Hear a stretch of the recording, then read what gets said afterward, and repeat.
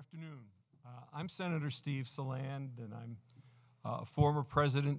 Well, I'm no longer senator. I'm Steve Saland. I'm a former New York State senator.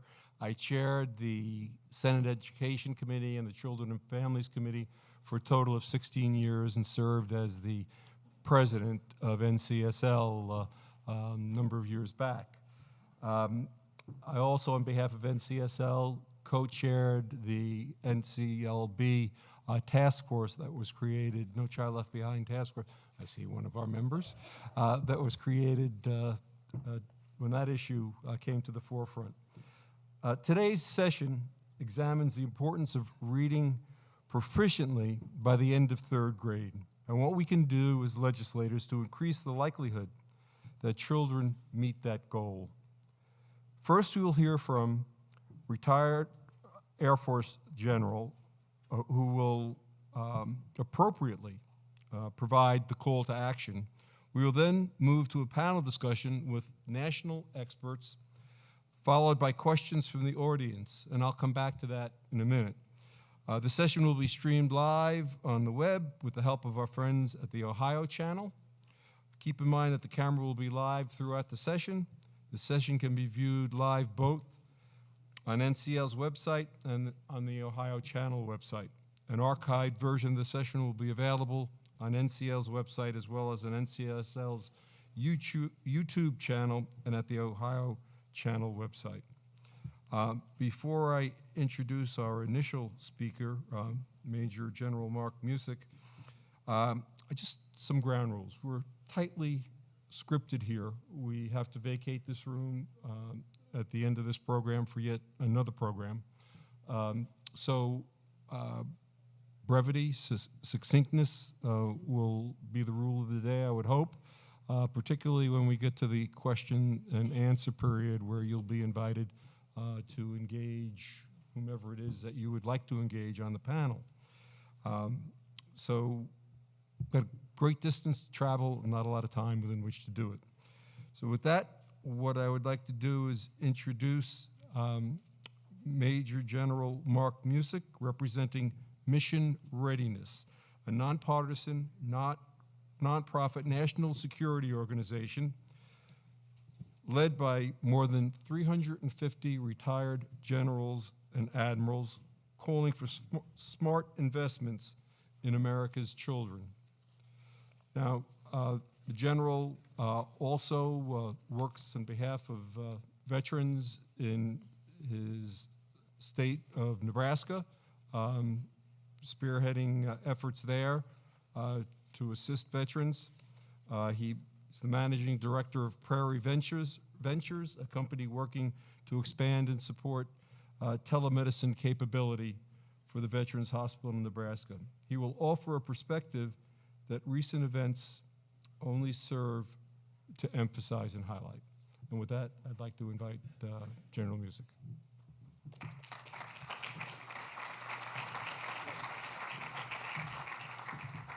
Senator, thank you very much. As Senator Saland said, I'm Mark Music. I'm retired Major General. And I'd like to thank the sponsors of this for inviting us here today and letting us talk about this important subject. On behalf of myself and 467 other generals and admirals, Mission Readiness wants to say thank you for the service that you're doing for each one of your states. You've got a tough job, and we appreciate it across the nation. So thank you very much. Some of you are wondering, what's this old retired F4 guy doing here talking about third grade reading? Well, the reason why we're doing this is because I care about our youth. And I'm concerned about their ability to learn, and I want to make sure they've got the potential to do whatever they want to do into the future. Now, I've got two military secrets that we're going to talk about here today. I can't tell anyone, but the first one is our national security and our economic security in 2024 are absolutely dependent upon how our kids are learning to read in third grade today. There's no question about it. That is a fact. Most Americans don't realize, but the Department of Defense figures say that 70% of our young people between 17 and 24 are not able to qualify for the military. Now, that's a pretty astounding figure, 70%. How can this possibly be? Because of physical they're physically unfit, they've got a criminal record, or because they can't pass the education tests, or poorly educated, or some combination of all three. And as we look into high school, 1 in 5 high school students nationwide don't graduate on time, and very few are going to be entering in the military if they don't have a high school diploma. Another 1 in 5 who did graduate on time are not able to pass the qualification tests, and they're not that hard to pass. I believe the American education system, the business sector, and the armed services all are essential and unrecognized partners. We have to do this together as we proceed into the future. The military needs soldiers, sailors, airmen, and Marines who can operate the most technologically sophisticated equipment in the world, yet we have to be careful on the grade reading level of the training materials. The business sector is looking to hire competent workers, but there's a skills gap of tens of thousands of jobs that's going on because they can't find qualified employees. And we all need the American education system to help supply the young men and women with the knowledge and strength and character to do the jobs that our nation needs to keep the nation strong and moving forward. So how is it that we keep these kids in school, stay fit, and out of trouble? How do we do that? We got to start early. We have to start early.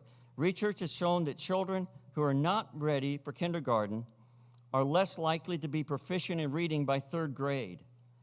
In 3rd grade, children go from learning to read, and they transition to reading to learn. That transition's huge. And they have to read well so that they can understand all of those subjects that they're going to be taking on in the future. As a result, the 3rd grade reading is a very reliable predictor on high school graduation. One study says 16% of the children who are not proficient as readers in 3rd grade did not graduate from high school, which is a rate of 4 times worse than those who are proficient in reading. High-quality early education gets children ready for kindergarten. I want to say that again because that's extremely, extremely important. High-quality early education gets children ready for kindergarten. It sets them on the path to success. And it can be one of the factors to address in those 3 items that disqualify most young people from military services. Early education can improve graduation rates by 27%. It cuts violent juvenile arrests by 70%. And it can impact even child obesity rates. So the second military secret, military brass and CEOs support early childhood investment. It's extremely important. I stand before you with the pledge of a group of more than 450 retired admirals and generals and another group of 1,000 business leaders who stand by your side. We will help you in supporting early childhood education. And please keep that as a top priority in each one of your states. There's all kinds of things that you have to spend money on. Make sure that early childhood education is one of those things that's there. We have formed an organization, Mission Readiness, Military Leaders for Kids, because we truly believe that investing in kids is a national security issue. Top business leaders have formed an organization, Ready Nation, because they believe America's economic security depends on those same investments in early childhood. Many of you in the audience might be business people as well as your legislative duties. If you do have an interest, please look into joining readynation.org and have an influence there.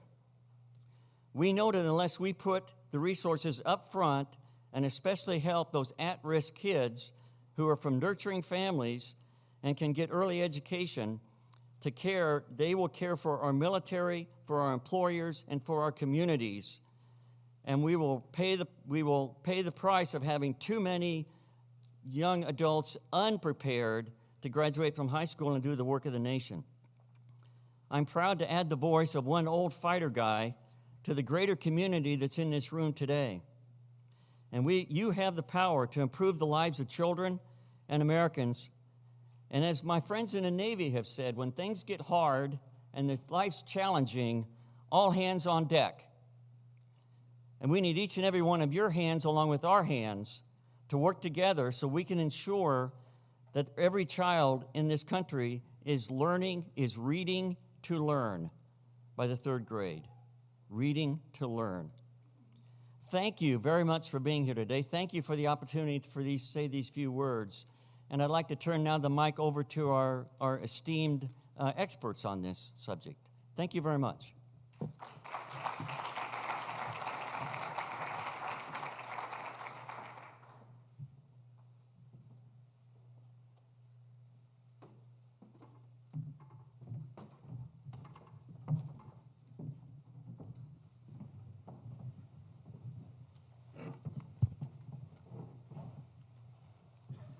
It's now my pleasure to introduce our 2 experts, and I do not use the term loosely. They both represent foundations that have a deep and abiding commitment to attaining reading proficiency by the end of 3rd grade. And they both believe in early intervention. But as always, the devil is in the details, and you will probably see at least a smattering of difference in approach.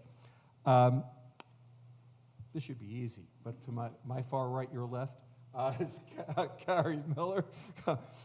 She's the State Policy Director of K-3 Reading for the Foundation for Excellence in Education, spearheaded by Governor Jeb Bush, a former elementary school teacher and reading coach. Ms. Miller most recently served as the Deputy Director of Just Read Florida, Governor Bush's statewide literacy initiative.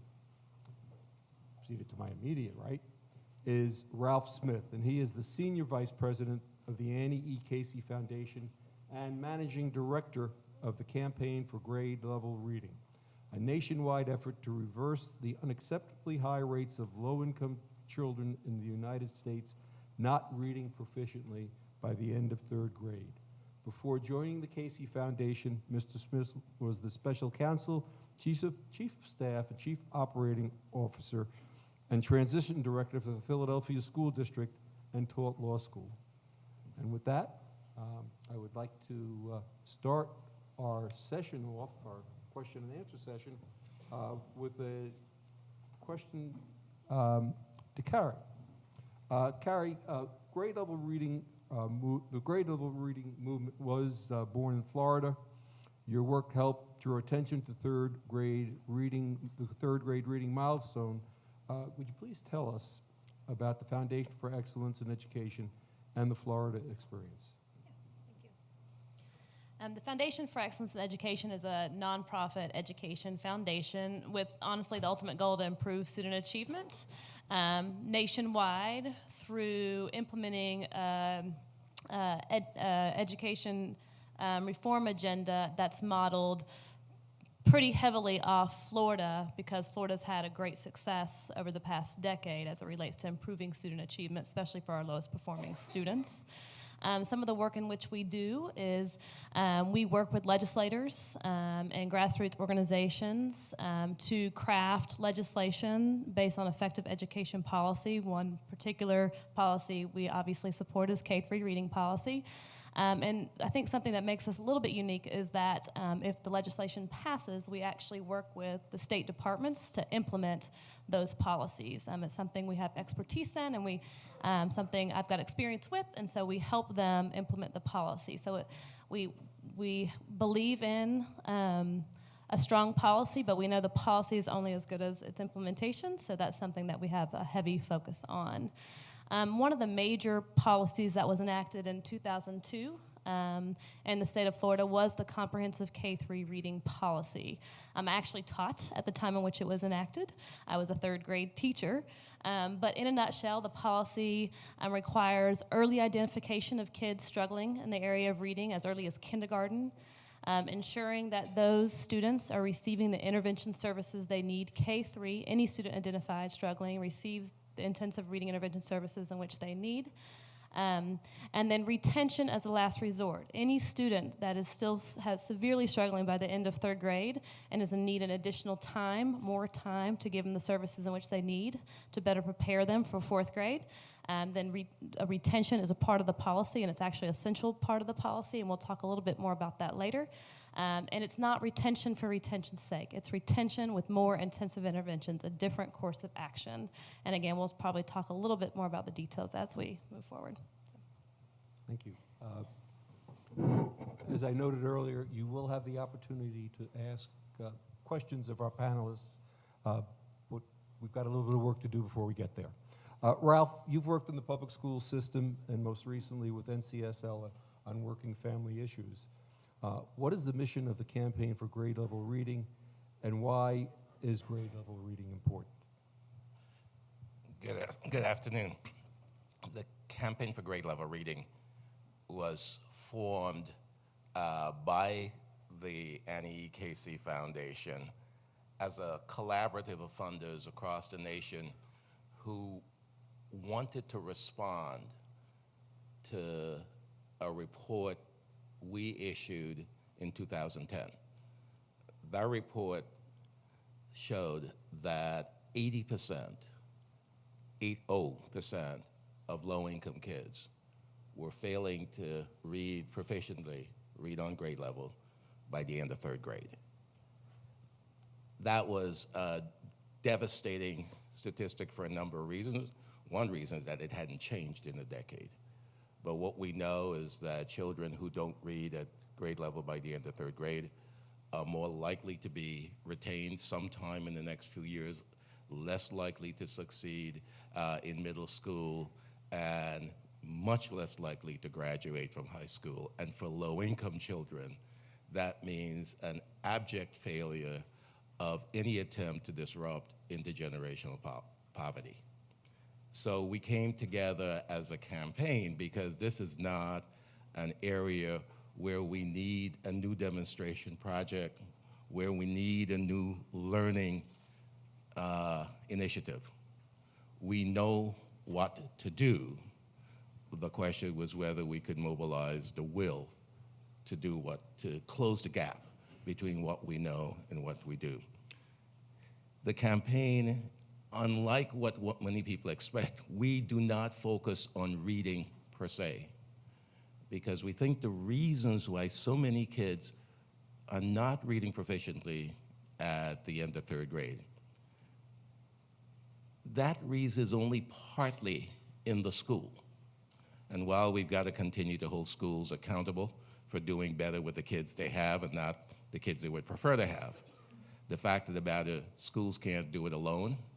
And for a large and growing number of kids, school may be getting irrelevant. And there are three groups of kids that we are particularly concerned about. Those are the kids who are not ready for school. And some of these kids are so far behind that it's virtually impossible for even a good school with effective teachers to have that kid catch up by third grade. The second group are the kids who are missing so many days of school.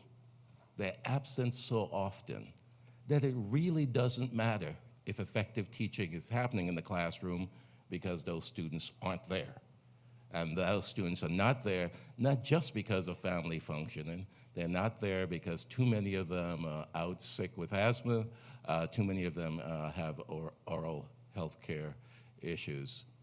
And the third group of kids are those kids who fall behind. They lose ground every summer because they're not stimulated, they're not engaged, so they come back to school 2 months farther behind than when they left in June. And if you ask any teacher about these kids, that teacher will tell you that the first 2 months of the school year is spent trying to bring those kids back to where they were in June. So we lose 2 months of school every year for those kids. We think that combination of the kids who start out too far behind because they're not ready, the kids who fall further behind because they're missing school, and the kids who lose ground over the summer.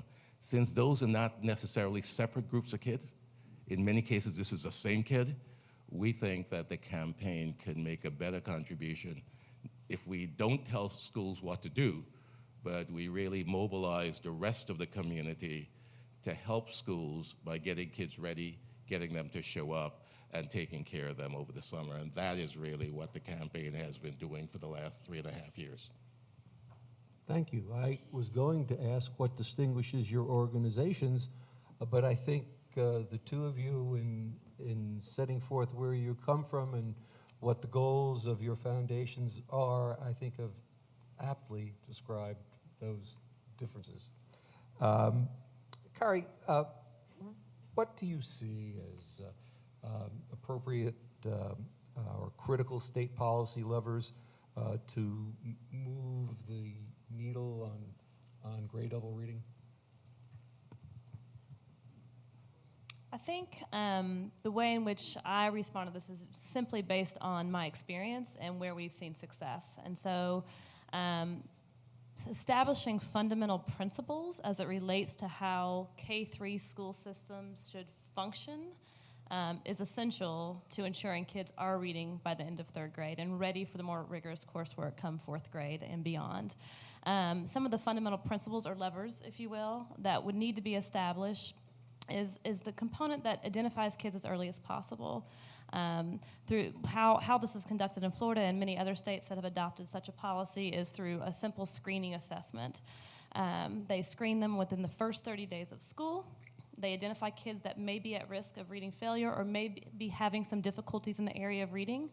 And it also helps serve as a resource and data points for teachers to provide reading instruction based on students' specific needs. So they identify if they may struggle, and they also can use the information from that screener to provide better instruction to meet the needs of those kids. So basically one policy lever would be ensuring that there's policy around identification of kids and identifying them early on using a reliable and a valid assessment.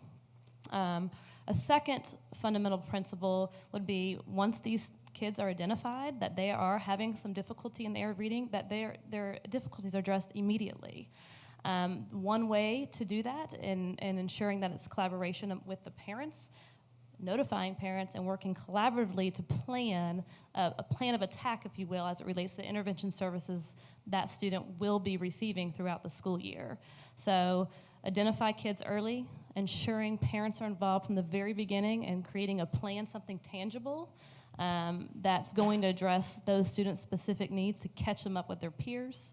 Third, I'd say monitoring the progress of those students on a regular basis throughout the school year. So not only do you communicate often with parents about how they're progressing through the school year, but you're also monitoring them, a form of assessment. It can be very informal, but they're monitoring the progress of those students throughout the school year and in constant communication with the parents as it relates to how they're progressing through the school year.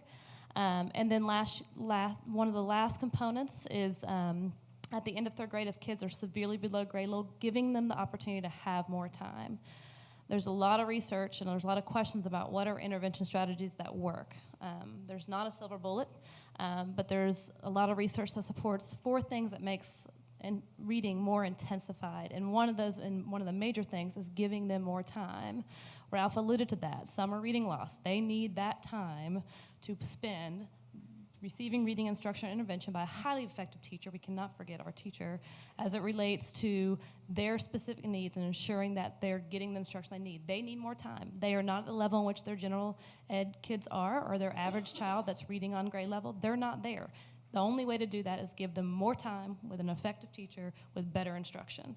So that's one service of a retention policy, is that if a kid is unable to read by the end of 3rd grade, which it's a last resort option, they need more time. And so ensuring those students are given them more time, while retaining them in sitting in 2nd grade for a 3rd year, but also remembering that it's not retention for retention's sake, that they get a totally different course of action. And I think that's what sets Florida's K-3 reading policy aside from what you hear about retention and a lot of research that you hear in the past about retention, is that it's not about retention. It's about serving them, identifying them early, giving them intervention services in which they need. And if they need an additional year because they're severely below grade level by the end of third grade, not ready for the rigorous coursework they're going to face in fourth grade, that we give them the time in which they need to master those skills and catch up with their peers.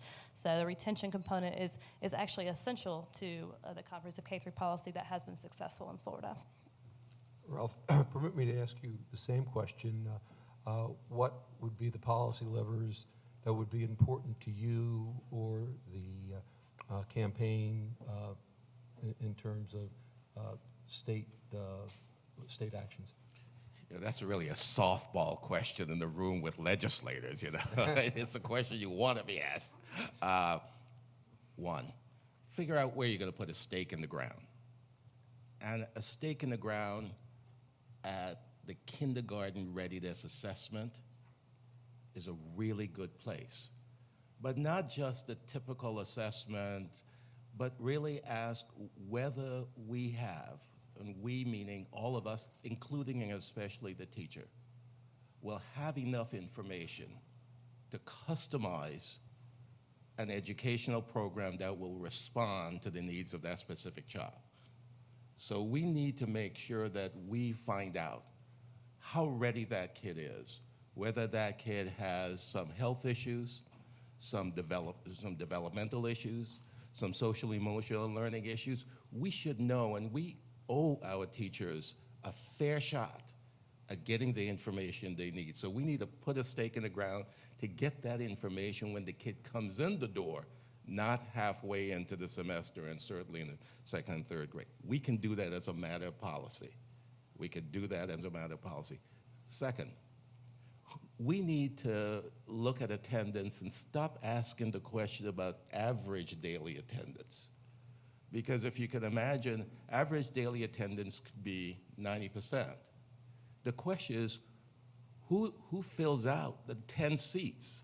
And if it's the same kid or the same group of kids every day, we may be celebrating 90% average daily attendance and having as many as 20% of our kids missing more than 10% of the school year. And what we know is that, especially for low-income kids, if you miss 10% or more of the school year, it's game over. So we need to have, and we can do that as a matter of policy, ask very specific questions that track individual students, identify chronic early absence, and have an intervention.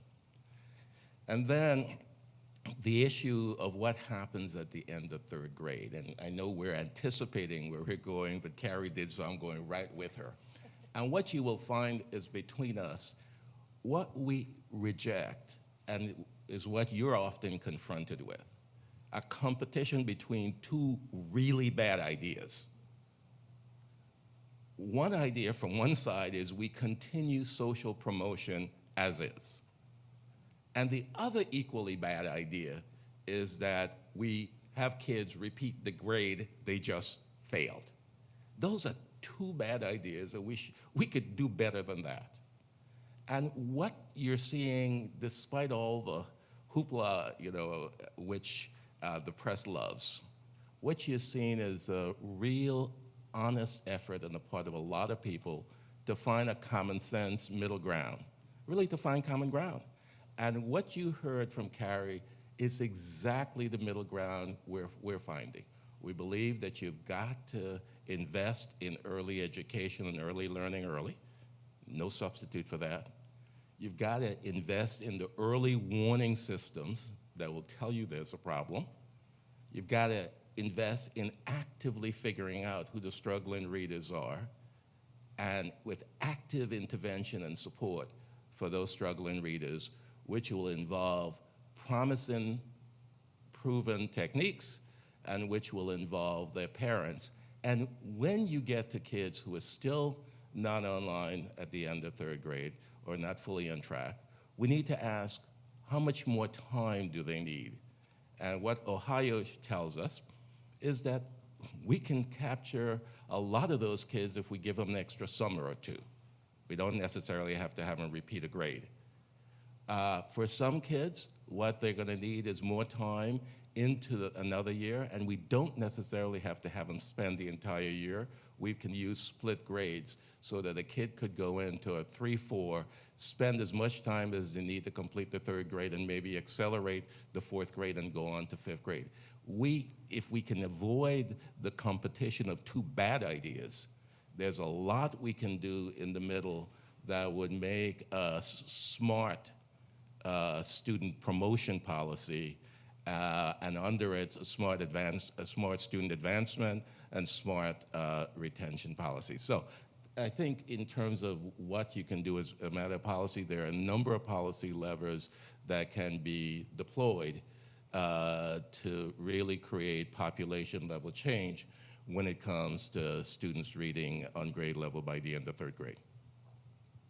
Ralph, just as a follow-up, is it safe to say that your view of how we attain reading proficiency by the end of 3rd grade moves the needle up to an earlier starting point than might be that which the discussion that Carrie offered us would place that needle?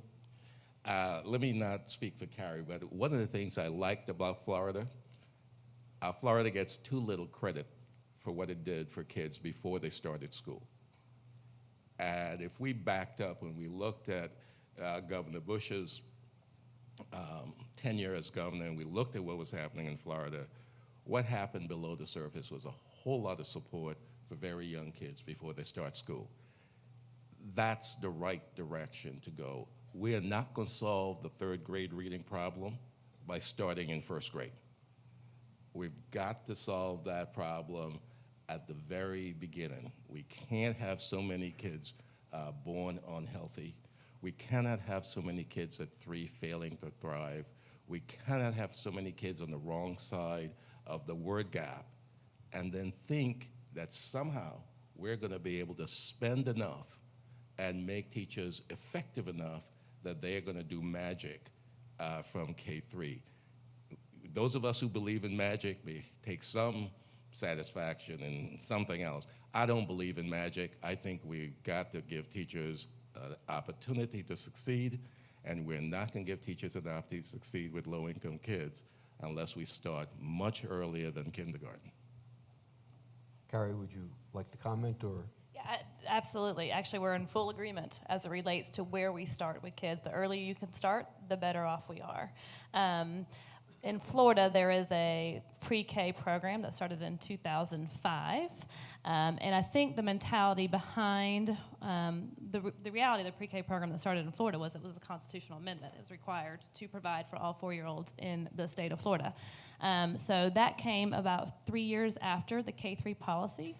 When we provide guidance to states that are interested in pursuing a K-3 policy, we just ensuring if you're going to invest in pre-K, ensure that they're entering a system that is not broken. So you don't want to put your entire investment into pre-K when you haven't really focused on what's occurring in K-3 yet.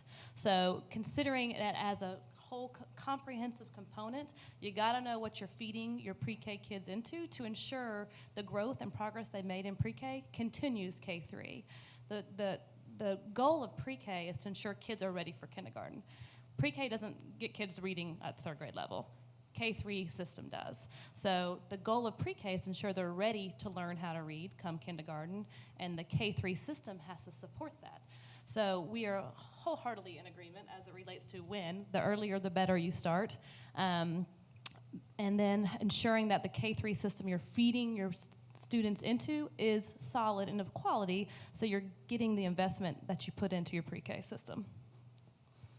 Let me just pose a question to both of you, and either one of you can opt to answer it first. Retention certainly is a hot topic, and nothing that anybody is going to do in the immediate future is going to resolve that issue overnight.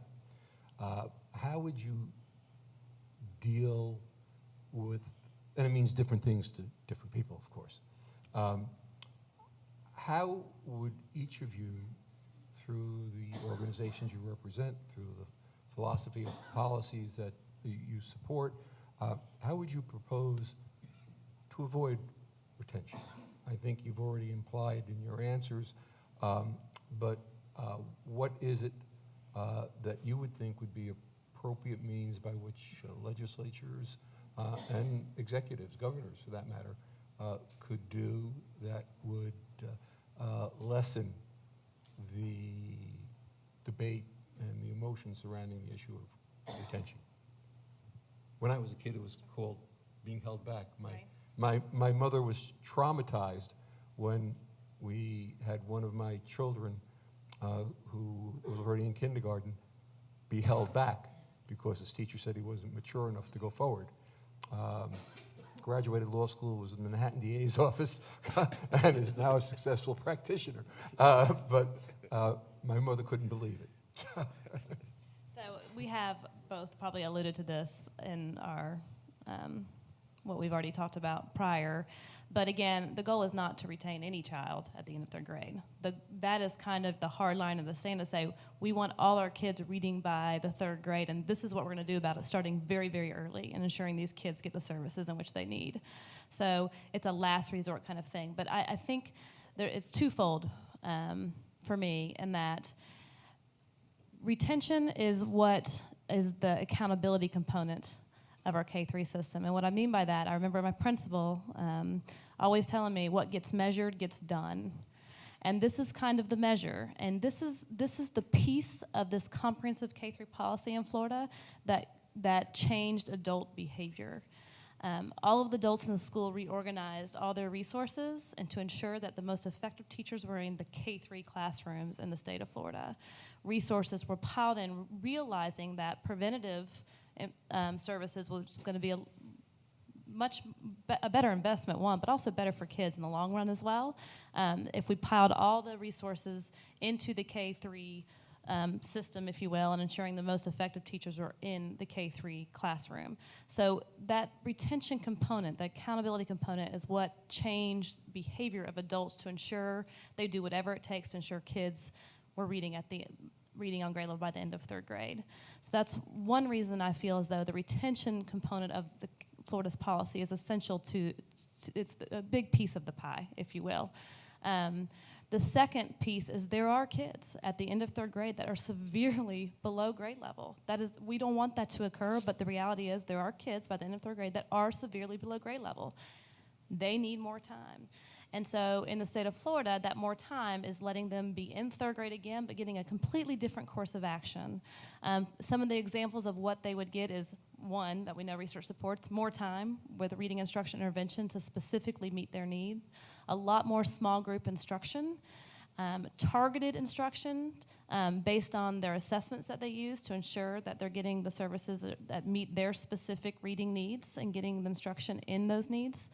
And then more practice. Well, to have more practice with what's been taught, you have to have more time. So it all kind of goes back to the more time factor and an instant corrective feedback for kids that are doing that practice. Those are kind of the four things to intensify reading instruction in classrooms. Something else in the state of Florida, if they're retained, they have summer reading camp. So Ralph alluded to your summer reading loss. That is an opportunity for kids to go through summer reading camp. They have supplemental tutoring before or after school in the area of reading by a specialized teacher. They also, with their retain year, the parent program is strengthened heavily. They try to involve them much more, and they try to provide like a toolbox, if you will, for parents to support their kids at home when they're working on their reading activities or their reading and so forth. So it intensifies the services in which they get in that retained year with the goal of catching them up with their peers. So they're ready for fourth grade work. Fourth grade work gets much more difficult. So I feel like it's twofold. One, it changes behaviors of adults and ensuring that they're putting all the services that they can into a K-3 system to ensure kids are reading by the end of third grade.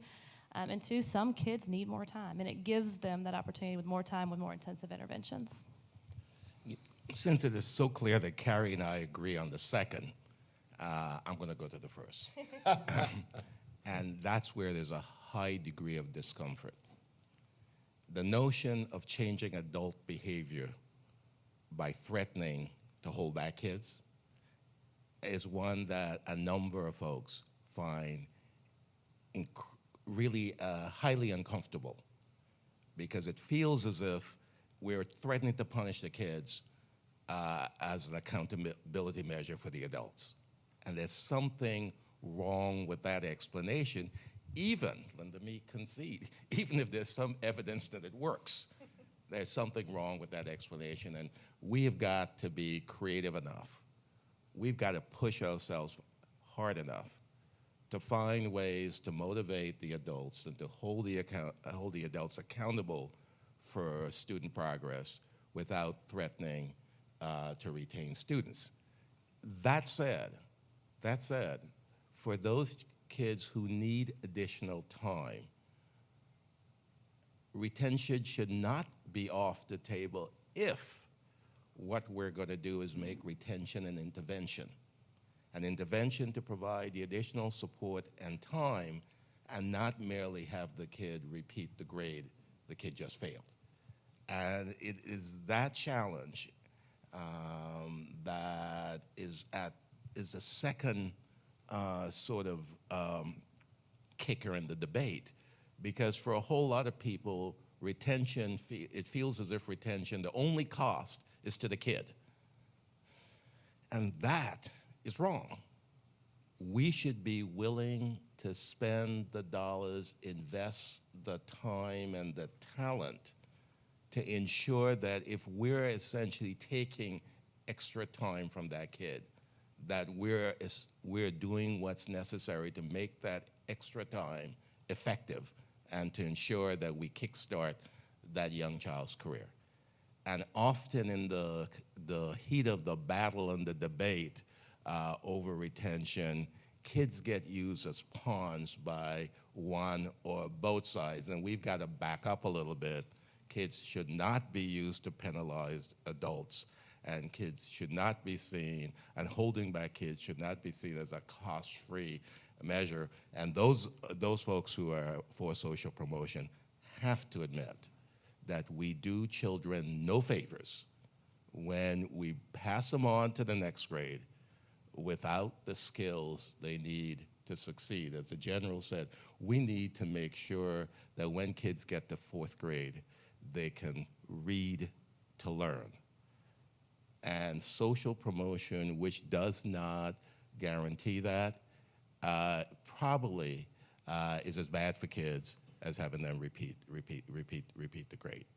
That's what I meant earlier about the competition between two very bad ideas, with the onus being on us to be more creative and find something that works. And we know that there are far better choices than generally what the debate suggests. And I think we are working really hard, our respective organization, to create that common ground.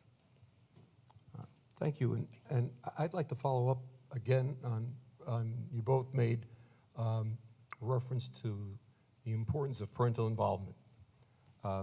In my days as the chair of the New York State Senate Education Committee, I subscribed to two maxims. One was an equal sign between education and opportunity, and the other was the two most important elements that would serve to best benefit a student weren't necessarily all financial.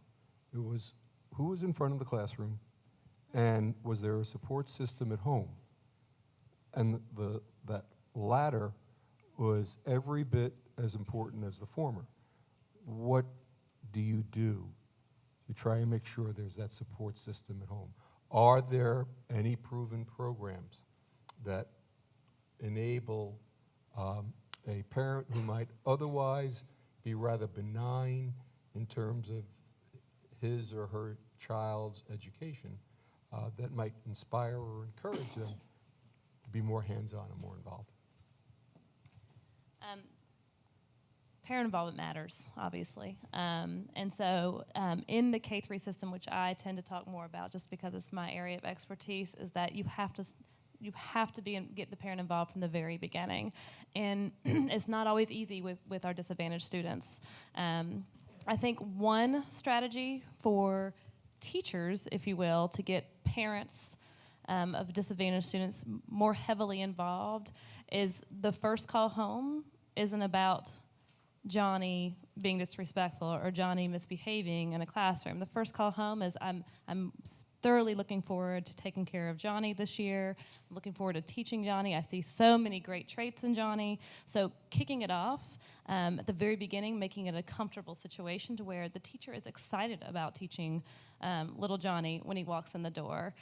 Many times the call home is typically for misbehavior or to a negative message, if you will. And so as a teacher, building rapport from the very beginning, a positive rapport about the success that these kids can have in this classroom and that we are going to be successful in this classroom, communicating from the very beginning matters. I also think transparency, being very open and honest about how a particular child is doing with the parents and doing it often. I mean, just regular communication on how they're progressing through the school year and being honest and open about it and allowing that dialogue to occur and working with the parent together on what can be done in the classroom and what can be done at home and how we can work together to ensure that the child at the end of the school year is reading on grade level. So I think mine's a little bit more simplistic. I think Ralph probably gave a little bit more detail, but just communication, positive communication, and openness, and being very transparent about where a child sits, what areas they're doing well in, what areas they need improvements in, and how we're going to address that, and how we're going to ensure that by the end of the school year we've addressed those needs. I was in Boise recently, and at the end of the program just like this, one of the people came up to me, and I think she said, "You speak Idaho. You can come back." You know, and I realized that was the highest compliment that I had been paid in a very long time. And what speaking Idaho meant is acknowledging that these kids are their parents' kids, not ours. And their parents love them more than we do. And so what I would add to Carrie's list of questions in that first call is, tell me a little bit about your kid. You're the expert in your kid. Tell me what Malik likes to do.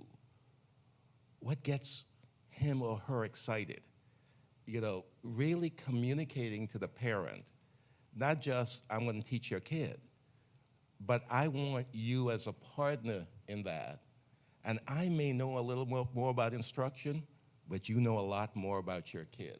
And that's the partnership that's got to be created from the very beginning.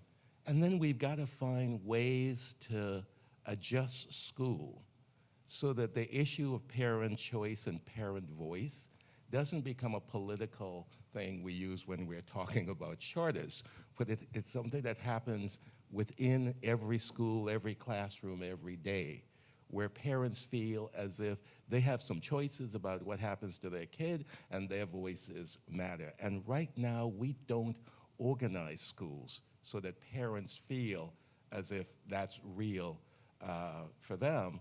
And as we have gone about this campaign, the two issues that have recurred as the two essential, the two non-negotiables, the irreducible minimum. We've got to help parents succeed with their kids, and they've got to succeed long before those kids get to school. And we've got to make sure that the family system is working with the health system so that kids are healthy and on track long before they come to school. And then we've got to make sure that we organize schools in a way that they don't squash it. When I was in Philadelphia, and thanks for remembering that I was at the school district at one time, we would have a Head Start program in a school. And parents would be all over the Head Start program. At the same time, the principal of the school saying, I can't get the parents to show up in first, second, and third grade. The difference was that in Head Start, there is an expectation of parental engagement. There are standards for parental engagement. You've got to write a report saying what you did to engage parents in a meaningful way in the classroom, in the program, in the governance. The school is no such standard, no such expectation, and so parents feel as if they've got to wait for an invitation. Now, I don't want to glorify parents. There's some parents who need to do more and to do better. Parents need more information. They need to be told that you've got to talk to your kid. They need to understand talk, read, sing if we're going to deal with the word gap. If we're going to deal with some of the apparent behavior problems, we've got to tell kids, you've got to communicate with the kids, you've got to use words. You can't just drag your kid, because when you communicate using behavior, your kid communicates using behavior, and when your kid goes to school communicating using behavior, that's perceived as a discipline problem, and then we end up with a whole other set of issues. No, so I don't want to glorify parents, but I think we need to start out with the assumption that helping parents to succeed is an absolute essential if we're going to be successful with the kids that belong to those parents and not to us. Let me take this off in another, obviously related, but another direction.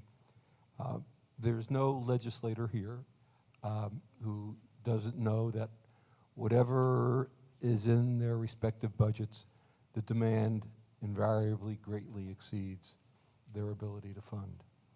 So if you, not if you were to be asked, I will ask.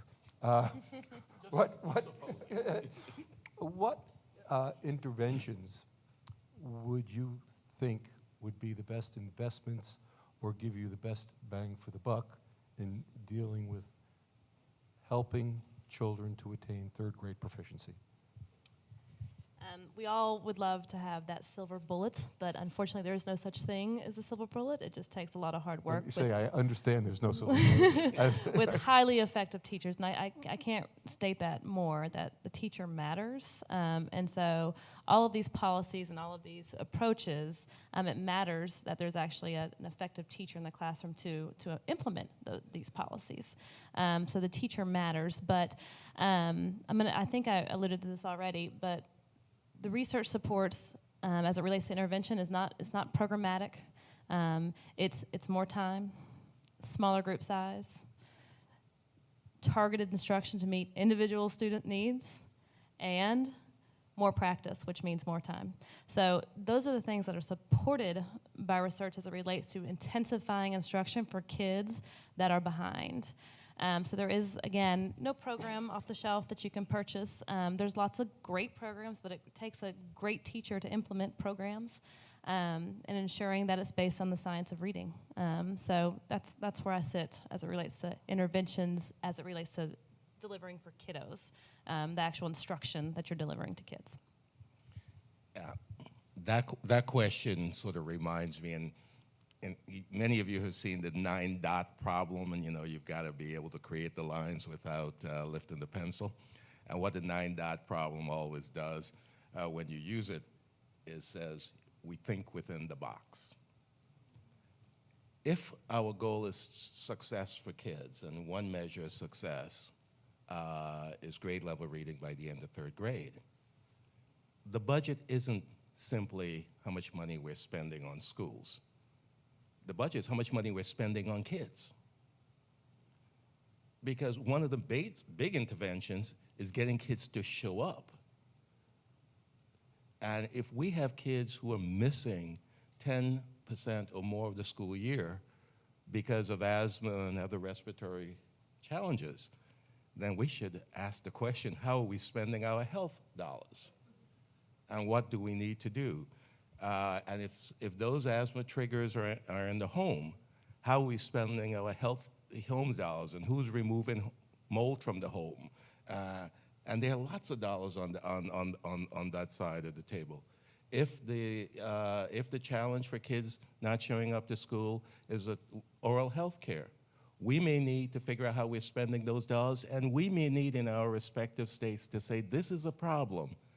And we may need to look at those dentists, including some of the dentists who are friends, and say, we do need a dental therapist proposal in this state if we're going to reach low-income kids and stop them from getting the cavities which keep them out of school. And you know, just as paralegals, I'm a lawyer, and when paralegals were proposed, remember it was supposed to be the end of the legal profession? We survived paralegals. And remember when a nurse practitioner was proposed, that was going to be the end of the medical profession? Not only did we survive, but we thrived. And the dental therapist proposal, which is being opposed by the dental associations around the country, is a good one because what it will do is take dental hygienists and make them, give them an extra year of training, and they'll be able to do some of the filling of the cavities and the light dental work right now, which we do not have enough dentists in the pipeline ever to do. So in many respects, the interventions to get kids ready for school, to get kids showing up to school, and to protect against the summer-side, many of these interventions are not in the education budget and don't create the kind of zero-sum game that we sometimes led to. So if we put the goal on the table, we put a stake in the ground around third grade reading, and then we step back and say, what are the resources to which we have access that can help us attain that goal? There are legislative levers to hit that goal without dramatically increasing the dollars we spend on education. By the way, let me vote for increasing those dollars, just so we're clear. But we don't have to end up fighting that battle if what we want are more kids reading on grade level by the end of third grade. Let me quickly say, I believe we've got to invest in teachers. This is not to say we don't need effective teachers in front of the classroom. We've got to do the professional development. We've got to do curriculum. But if we're going to hit that goal, what we do in schools and classrooms won't be enough. We've got to figure out how we make kids succeed, and we've got to do a lot of things outside the classroom as well. I think to a considerable extent you're preaching primarily to many of the faithful. So let me ask if you might suggest what three particular things should legislators know about grade level reading? If they were to just walk away with three brief principles, what would you hang your hat on? I'll take two, I'll take four. But Maybe five. Just kidding. I think just the awareness of it matters. The awareness that it matters if kids can read at the end of third grade, because there's a lot of research to support. You can predict if a child's going to graduate from high school based on whether they can read at the end of third grade. It matters. So just the awareness that reading by the end of third grade is a critical step in the student's future success in school, but also in the real world. So awareness that it matters. It's worth the investment. It matters. And then I would probably go into my policy spiel. I think the next one, to ensure that you can identify early students that are having difficulties, investing in a screener, a type of assessment that can determine whether students may be at risk of reading failure. I don't like saying it that way. I'd rather say identifying kids that may be struggling in reading so you can address those needs ASAP. So starting the beginning of kindergarten for us, we actually have pre-post tests in pre-K too, so you can track their progress as well. But in kindergarten, the first 30 days, having an assessment that can be used twofold to identify kids that need extra help in the area of reading, and also it serves as a tool to help teachers better inform instruction, would be number two. And then number three would be ensuring that kids have teachers and kids have the time to provide the intervention services in which they need to catch them up with their peers. So more time being possibly not after school supplemental tutoring, the summer reading loss challenge that we have, so summer reading camps for kiddos, giving them the time they need with the effective instruction to catch up with their peers. Ralph? Yes. If you put a stake in the ground around this issue, it is no mission impossible. We know what to do, and legislators can make us do it. I, on behalf of NCSL, would very much like to thank you, but you're not finished, because I'm now going to afford those who are seated the opportunity to ask questions. But I think you have both extraordinarily well presented some really valuable information to all those who took the time to attend today. Now, what I'm going to ask, there's a microphone. I'm going to invite people to use the microphone. Please identify the state where you're from, if you're an office holder, what office you hold. Due to the limits of time, as I've mentioned 2 or 3 times, I believe, ask your question as succinctly as possible.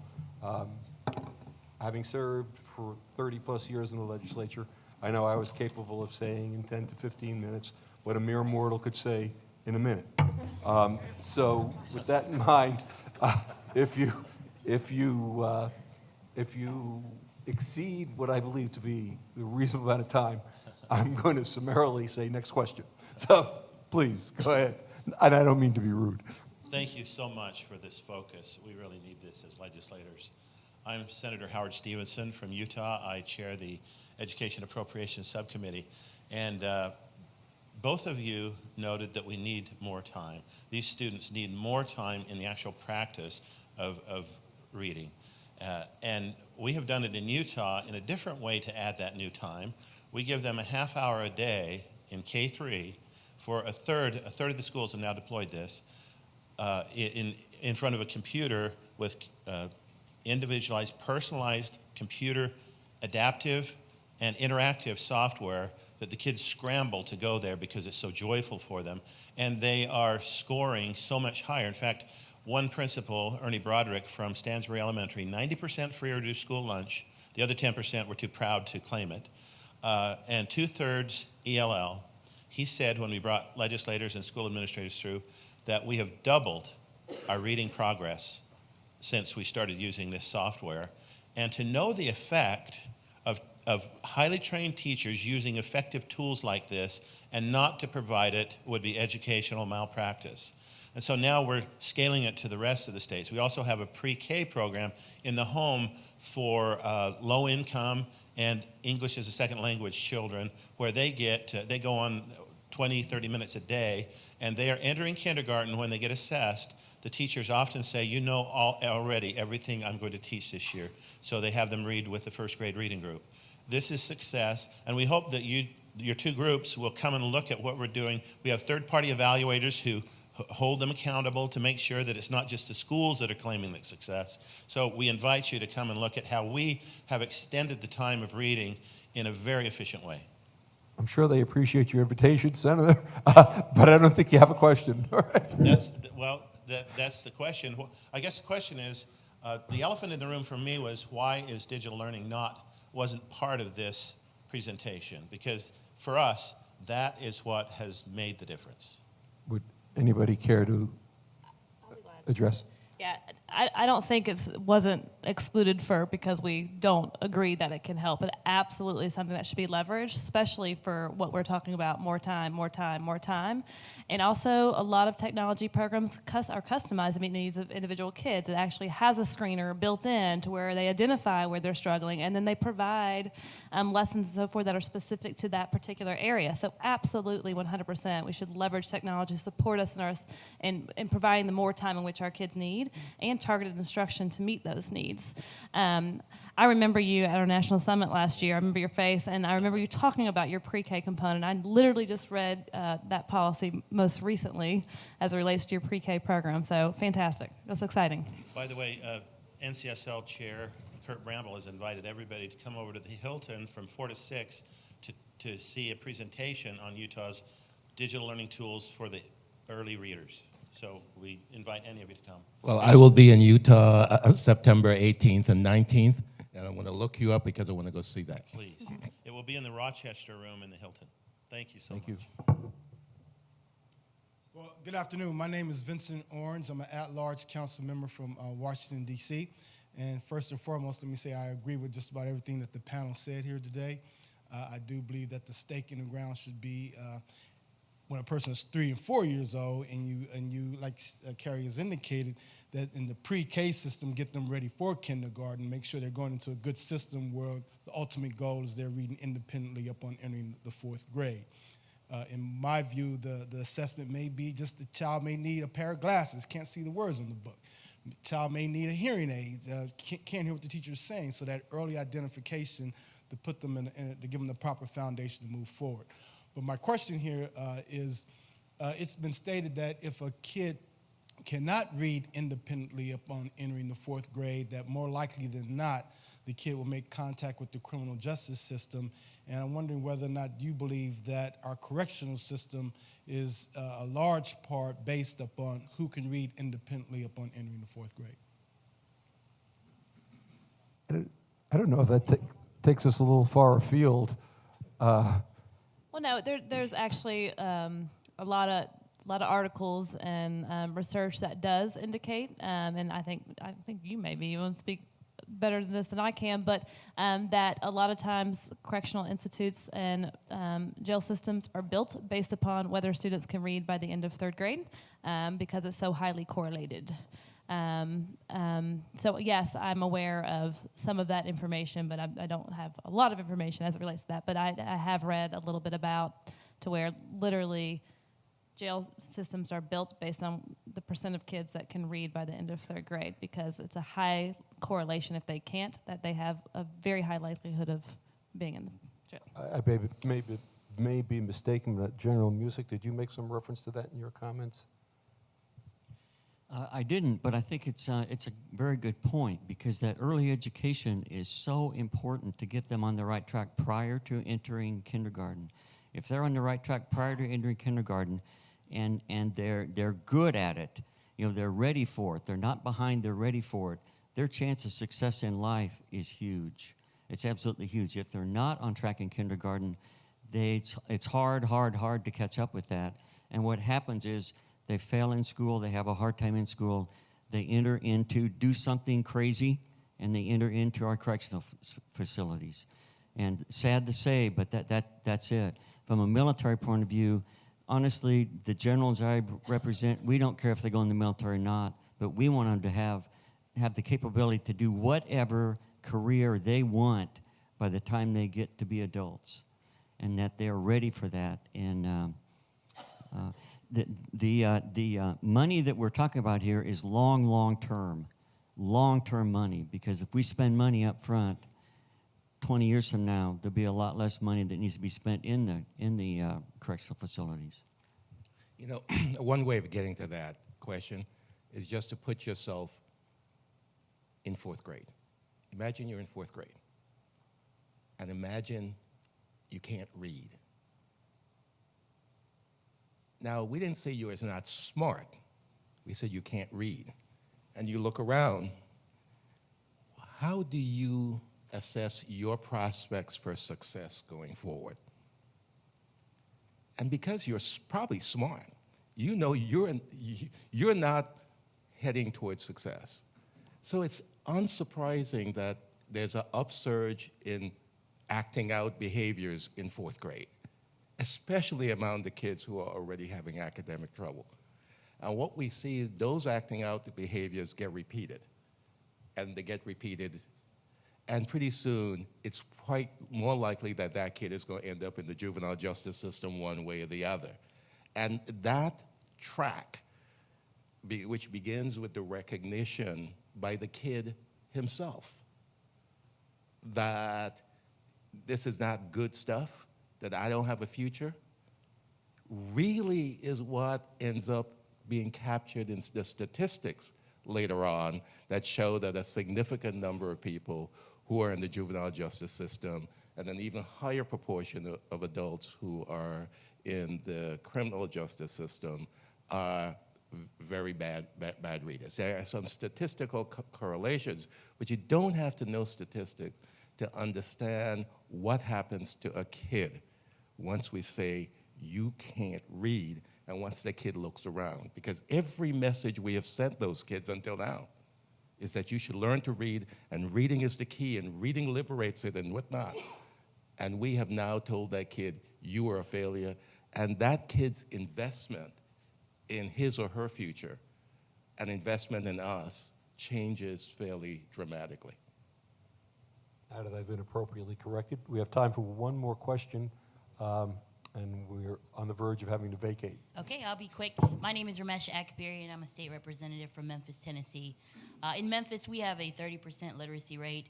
I sit on the education committee, and our comptroller did a report that said it was not cost effective to introduce pre-K universally because by the third grade, those any improvements that were made are already lost. So do you have any tips for kind of changing that mentality? Because I think over and over again it's been displayed that it's so crucial to our children to be able to learn and be literate, and clearly we don't have the results when 70% of the kids in my city cannot read, and therefore they certainly cannot learn.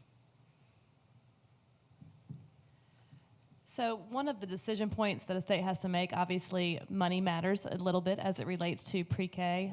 We up here obviously believe in the investment, but a decision point you can make, does it have to be universal? Would we like to see universal? Yeah, but maybe kind of differentiating a little bit and ensuring that you're providing the services for maybe your most disadvantaged populations, right? So maybe scaling back a little bit and ensure, instead of trying to reach out to have a universal program, think about who might be most in need of such program and target that particular audience first and foremost. But would love to get your card. We can talk some more as it relates to how we can strategize about that. So, This is a point Carrie made earlier. We all believe you invest early, but if we are sending kids into a K-3 system that's not working, there's going to be fade out. This fade-out phenomena is not a function of the strength of the early program. It's a function of the lack of strength in K-3. This is why Carrie's position earlier is what I agree with.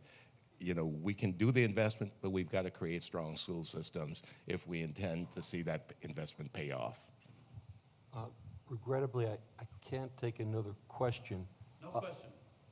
Dyslexia. You just described it. What are we doing about it to help our children with dyslexia? I don't know if anybody has the time. I can. There are half a dozen governors around the country that have said publicly that they have dyslexia, and that has changed the debate. It has changed everything, and from where I sit, we're hearing that issue every day.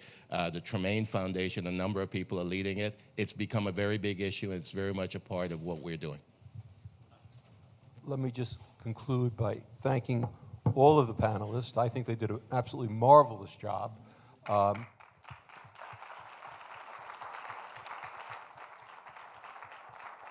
And in case you weren't sure, it's very obvious that third grade reading proficiency goes well beyond the parameters of their tender years.